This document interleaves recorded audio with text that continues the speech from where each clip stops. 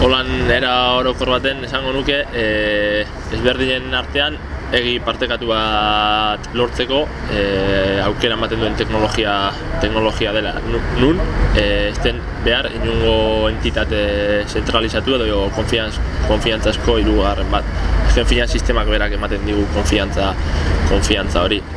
Eta blockchainek bere izena dioen bezala, azken finean blokeen kate bat da, nun bloke bakoitzak informazio bat gordetzen duen, blokeak elkarrekin elkarlotuta daude eta ondorioz ezinezkoa da bloke hori apurtzea eta informazioa suposatzen da bizi guztirako geratzen dela hor ezin aldaturik. Egun blockchainen inguruan hitz egitean, jendeak batez ere, zuk esan bezala Bitcoin edo bestelako kripto txamponekin lotzen du, baina egia da, esan dugun bezala ez, egi partekatu bat lortzera bidean, bestelako aukerak ere ematen dituela. Bai bosketa elektronikoa ez, egin ahalko litzateke teknologia honekin, eta gaur egun egoten diren iruzur, zurrumurru horiek deuseztatu edo baita produktuen trazabilitatea, produktuen kalitatea jarraitzeko aukera ere emango luke edo gaur egun ere propietate intelektuala registratzeko ere erabiltzen dute beste datuek. Azken finean aplikazioak nik uste edo zertarako aplikatu daitekela, baina oraindik teknologia bera ezagutzen ari garela eta oraindik asko ikertzea falta da.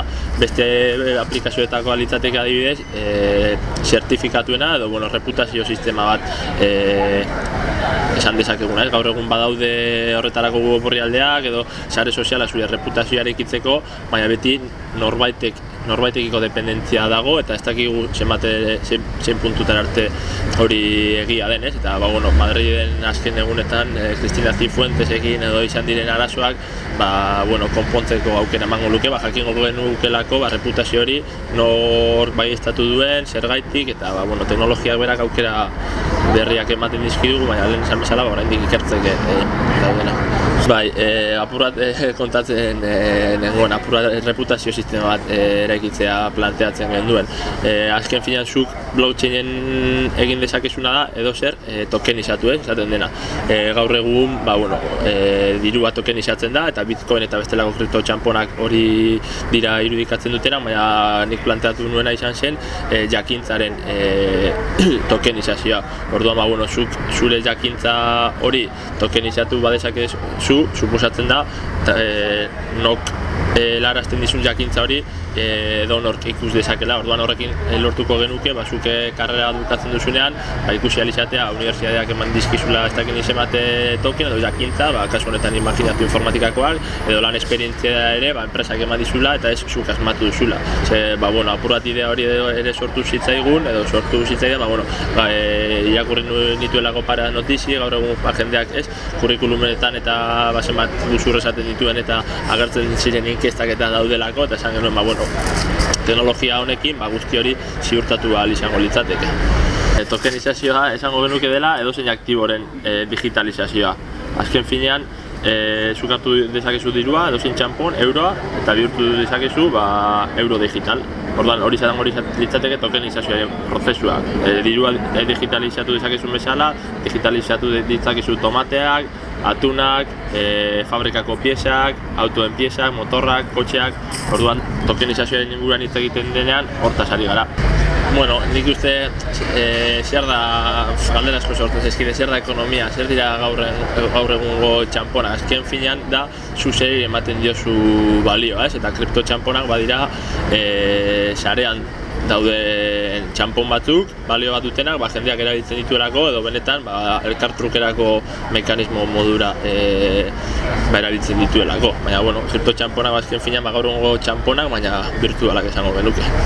Printzipioz lehen da biziko saioetan eta saiatuko gara batez ere teknologiaren oinarrietan sakontzen. Egia da gaur egun asko hitz egiten dela kripto txamponen inguruan eta erabilera ezberdinen inguruan, baina atzetik dagoen teknologia guztiak ere garrantzia du, orduan horretan sartuko gara. Eta gero, teknologiak dituen aplikazio ezberdinak ere ikusiko ditugu, daude teknologiaren implementazio eta mota ezberdinak, eta gero amaieran edo saioaren zati handi bat ere, edo ikastaroaren zati handi bat ere izango da, aplikazio dezentralizatu baten garapena. Ethereum, kasu honetan Ethereum, blockchainen implementazio bat da, gaur egun gehienetariko erabiltzen dena, eta bai ikastarora etorri direna, ikus dezatela ze aukera dituen, ze tresna dauden horretarako, eta gero bakoitza jarraitu izala berearekin. Nik esango nuke batez ere irakasleak direla etorri direnak, eta zerrenda jaso nuenean nortzuk izango ziren gutxura etorriko zirenak ere, hasieratik enfokea bere zentzu horretan zioan, baina nik uste interesgarria dela, gaur egun badaudelako blockchainekin lan egitea errazten duten tresnak, orduan helburua bada ere, haiei tresna horiek eskura ipin eta gerora blockchain teknologia bera zabaltzen jarraitzen duten.